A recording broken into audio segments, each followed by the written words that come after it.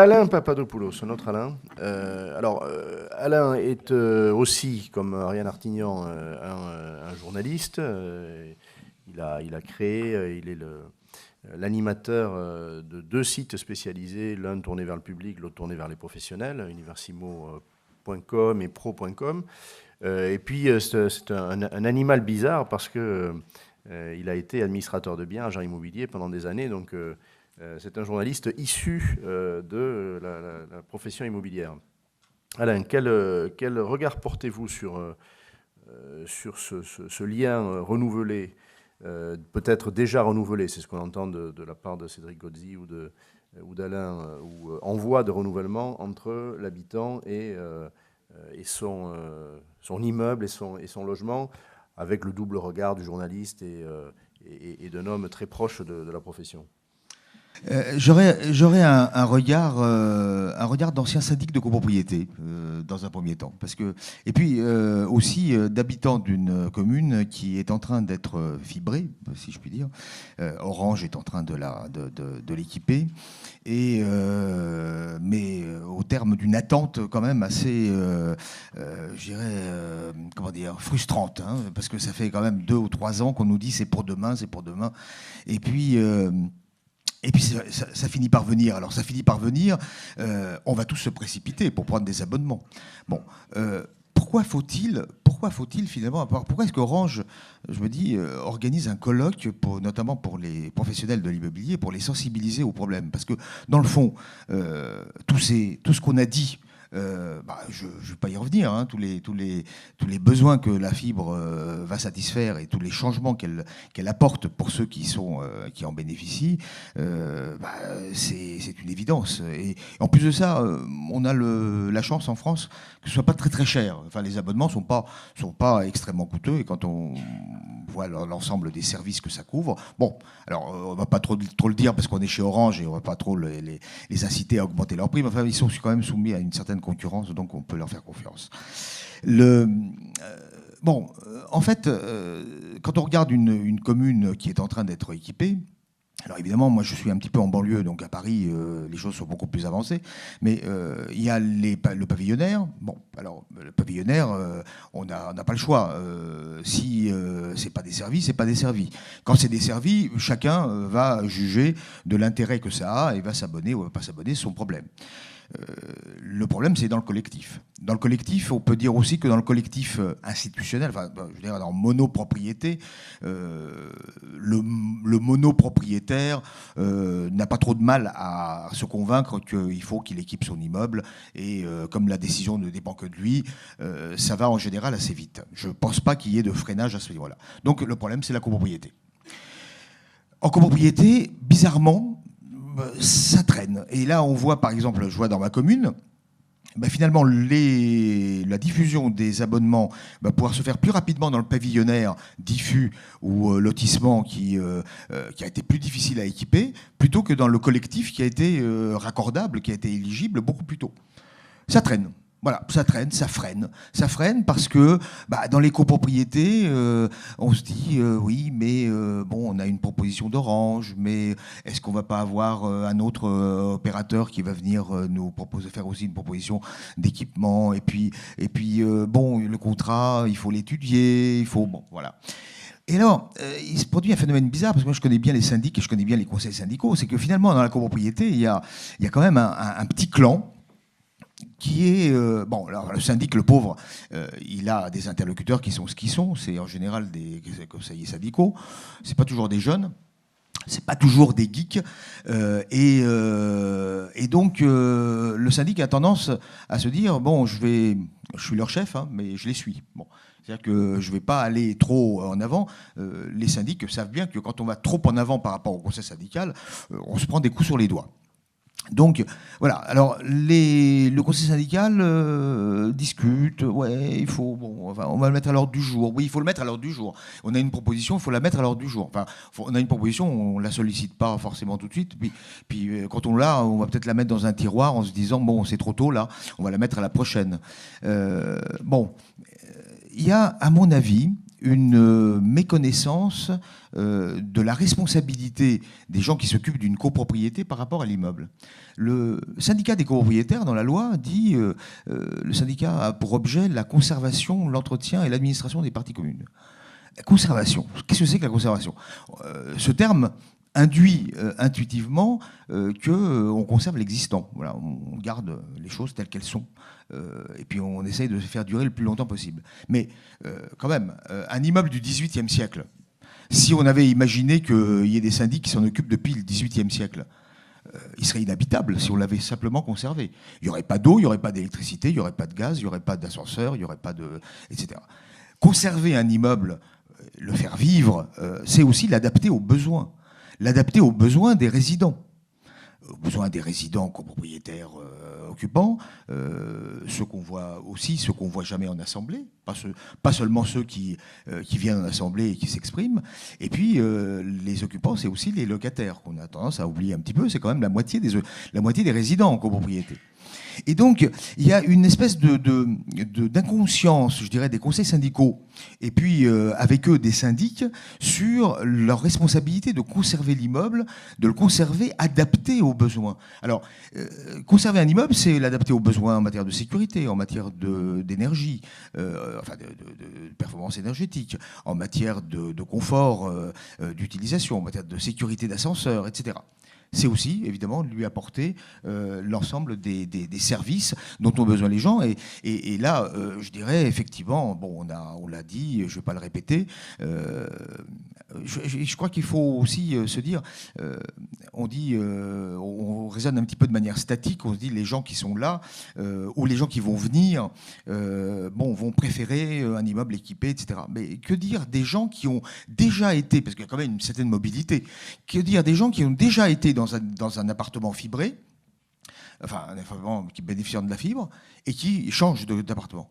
Ils ne vont jamais aller dans un appartement qui n'est pas. C'est pas qu'ils vont mettre un petit peu moins de loyer ou qu'ils vont mettre un petit peu moins de prix. C'est qu'ils vont pas y aller. Parce qu'il y a une dégradation, pour quelqu'un qui s'est habitué à la fibre, il y a une dégradation, je dirais, des conditions d'utilisation et conditions d'usage qui font que finalement, on va chercher désespérément à garder le même niveau. Et notamment pour ceux qui ont des ados. Imaginez une famille avec des ados de 16, 17, 18 ans, ou 15 à 18 ans, à qui on dit on va déménager, mais bon, il n'y aura plus le haut débit. Je crois qu'il n'en est pas question. Enfin, je veux dire, il y a un pouvoir des ados sur les parents qui est beaucoup plus terrible que ce que vous pouvez imaginer. Donc, le problème du syndic, justement, c'est sans évidemment se faire, prendre le risque d'être taxé, d'être intéressé à la diffusion de la fibre.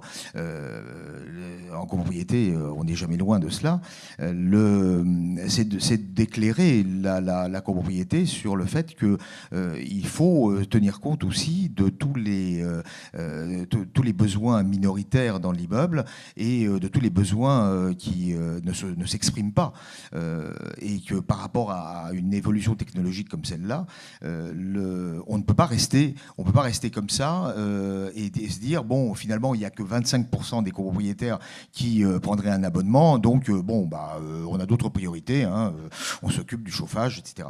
Donc ça fait partie des responsabilités d'un conseil syndical et donc d'un syndic qui est sur devoir de conseil que d'aller un petit peu au-delà. On parlait des usages, je voudrais dire aussi une chose, c'est qu'il y a un aspect qu'on n'a pas évoqué dans ce qu'apporte la fibre, enfin le saut technologique qu'apporte la fibre, c'est d'intégrer la télé dans le réseau numérique du logement. Et donc de faire en sorte, on peut avec sa tablette piloter la télé, s'en servir comme à la fois télécommande, télécommande, mais aussi télécommande pour enregistrer préalablement les choses, etc. Les passer d'une télé à l'autre, d'un ordinateur à la télé, etc. Enfin, je veux dire, il y a, en intégrant la télévision dans le... Parce qu'en fait, en ADSL, la télévision, bon, il faut avoir vraiment être dans une situation exceptionnelle pour avoir une bonne qualité de télévision en ADSL. En fibre, la télévision est intégrée de manière naturelle dans cet ensemble, et ça change quand même un petit peu. Une fois qu'on s'est équipé, qu'on a appris, parce que c'est pas forcément simple, à utiliser et maîtriser tout ça, c'est un saut technologique important. Merci. Ariane. Moi, je voulais juste préciser qu'effectivement, au niveau du grand public, il y a une espèce de déficit d'information parce qu'on ne sait pas vraiment ce qu'apporte la fibre optique par rapport au Wi-Fi, à la 3G, à la 4G. Enfin, tout ça, c'est mélangé dans la tête des utilisateurs. Et le meilleur moyen d'avancer, enfin, de pousser la fibre optique, c'est d'avoir des ados à la maison, d'avoir des jeunes qui sont connectés en permanence, qui téléchargent des films, qui râlent quand ça ne va pas assez vite. Et c'est ça qui fera que les parents se diront peut-être la fibre, voilà. Et donc ces gens-là, s'ils déménagent comme Hervé dans un endroit où il n'y a plus de fibre, je pense que ça risque d'être problématique, et peut-être qu'Hervé est une exception. Parce qu'il y a... Je suis exceptionnel, merci. Ariane, une question. Est-ce qu'on parle du rôle de l'information du public? Bon, il y a des professionnels qui sont faits pour ça, ce sont des journalistes. Est-ce que, à ce jour, la sensibilité des journalistes au sujet du jour est réelle? Est-ce que les journalistes écrivent beaucoup sur ces questions? Je n'en ai pas le sentiment, hein, je suis Non, je crois que les attentif. Journalistes n'ont pas plus d'informations. Enfin, moi-même hier, j'ai un peu, j'ai mis le nez dedans pour essayer de voir qu'est-ce que c'était que la fibre par rapport. Je vous dis, c'est très, ça reste très confus dans l'imaginaire des gens aujourd'hui. Le Wi-Fi, la DSL, même si la 3G et la 4G n'ont rien à voir, ça fait partie des mêmes, d'un même magma dans la tête où on se dit, bon, qu'est-ce que c'est? On va se connecter mieux, plus vite, peut-être moins cher. Est-ce qu'il y aura des bonnes ondes, des mauvaises ondes? Il y a cette question-là aussi qui est présente dans la tête des consommateurs et des journalistes. Et parallèlement à ça, on voit bien qu'on est dans une société où il y a une addiction de plus... Enfin, moi, je parle d'addiction, je vais peut-être un peu fort, de plus en plus forte à tout ce monde virtuel. Et on aura du mal, forcément, à en échapper. Je voudrais ajouter une voix à celle d'Ariane. Dans nos débats, Martine Rullier, qui est dans la salle, qui dirige la DIL de Paris, hein, et on parlait bien de la capitale, qui est le territoire dense, le territoire à plus fort potentiel d'utilisateurs.